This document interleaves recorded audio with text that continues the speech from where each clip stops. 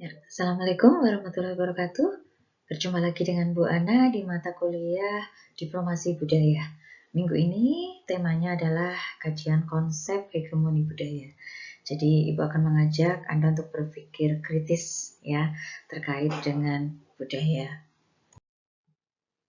Nah, bagaimana konsep hegemoni dalam kebudayaan modern?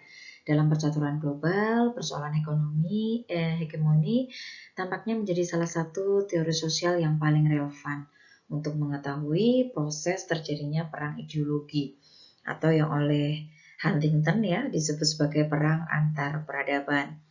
Nah, dengan adanya kemajuan teknologi informasi atau transformasi, sekat-sekat negara akibat jarak dan batas waktu tampaknya sudah tidak ada kendala lagi. Akibatnya, arus pertukaran informasi dari berbagai belahan dunia mengalir deras ke seluruh sudut di dunia ini.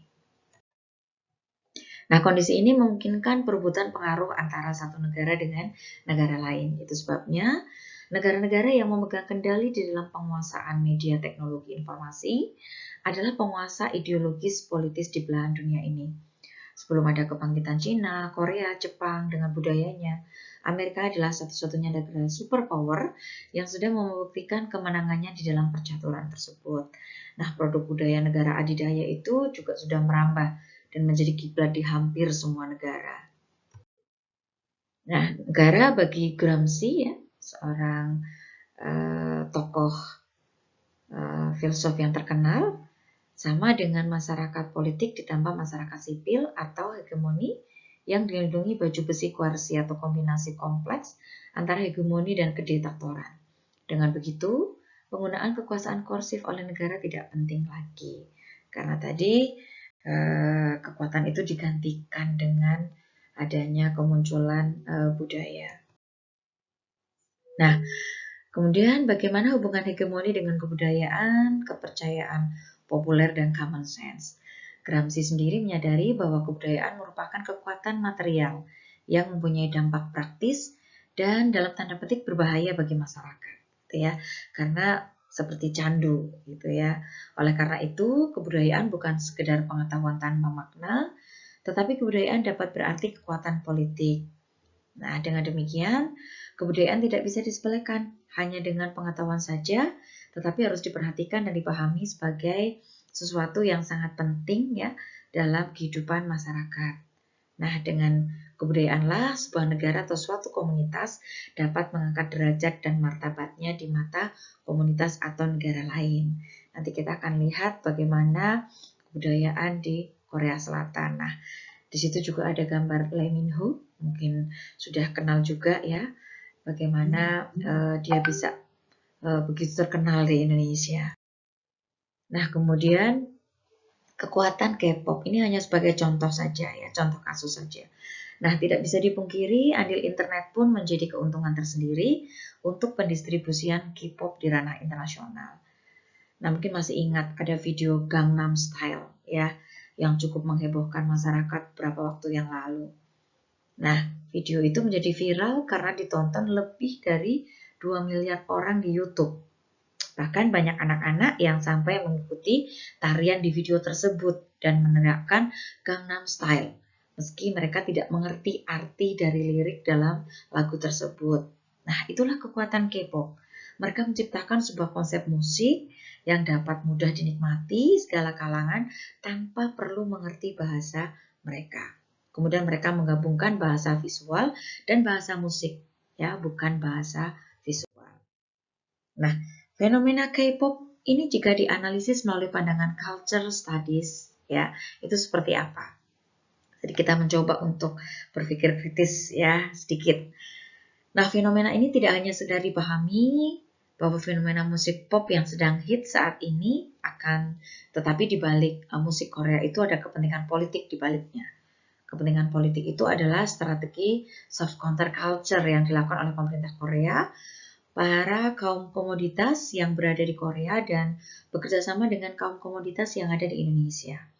Soft counter culture adalah sebuah strategi penjajahan secara halus melalui budaya. Nah, sekarang kita coba melihat lebih dalam lagi keuntungan yang diperoleh bagi kaum komoditas tadi dan efek apa yang terjadi pada masyarakat akan fenomena budaya pop Korea yang tadi. Nah, keuntungannya yang pertama adalah keuntungan dari munculnya fenomena ini. Dengan hegemoni yang begitu besar, masyarakat Indonesia atas Korean pop ini, maka para kaum komoditas memperoleh keuntungan yang besar. Nah, keuntungan itu adalah perluasan jajahan musik, drama Korea di beberapa negara juga bertambah. Kemudian pengadaan konser artis-artis Korea yang datang ke Indonesia, penjualan tiket konser yang mencapai 1 juta per tiketnya, dikalikan berapa ribu tiket yang habis dijual. Kemudian belum penjualan CD atau DVD lagu maupun drama ya dan reality show di Korea. Penjualan aksesoris yang biasa dipakai para artis dan itu menjadi trendsetter bagi para fans yang ada di Indonesia. Nah, munculnya gaya fashion yang khas Korea, kemudian penjualan kosmetik ya. Siapa sih kaum Hawa yang tidak ingin mukanya glowing ya, mukanya cantik dengan melihat artis-artis Korea yang begitu bersinar ya, sehingga itu mendatangkan sebuah magnet tersendiri ya untuk bisa seperti itu, sehingga produk kosmetik dari Korea laris manis seperti gorengan ya. Dan masih banyak lagi keuntungan yang bisa dihasilkan dari satu fenomena budaya yang ada. Nah, yang kedua adalah efek yang ditimbulkan melalui adanya fenomena K-pop. Bisa jadi terkikisnya budaya Indonesia di kalangan penerus bangsa karena mereka tidak tertarik mempelajari budaya Korea yang disuguhkan, lebih tertarik ya, maksudnya mempelajari budaya Korea yang disuguhkan tentunya lebih menarik dengan kemasan-kemasan drama Koreanya. Kemudian penggunaan bahasa Korea pun juga sudah sangat digandrungi di kalangan masyarakat dan hal ini terbukti dengan banyak munculnya lembaga-lembaga yang buka kursus bahasa Korea. Kemudian kepedulian generasi bangsa akan budaya sendiri akan luntur karena mereka memandang budaya Korea lebih asik dan lebih keren untuk dipelajari dan dinikmati. Itulah mengapa menyebutkan hal ini adalah soft counterculture, penjajahan secara halus melalui budaya. Nah, ini tentunya juga PR bagi kita ya, bangsa Indonesia memiliki budaya yang sangat kaya dan ini bisa kita kembangkan bersama untuk menjadi sebuah kekuatan soft power. Nah, itu mungkin yang bisa Ibu sampaikan. Mudah-mudahan bermanfaat. Bu Ana akhiri. Wassalamualaikum warahmatullahi wabarakatuh.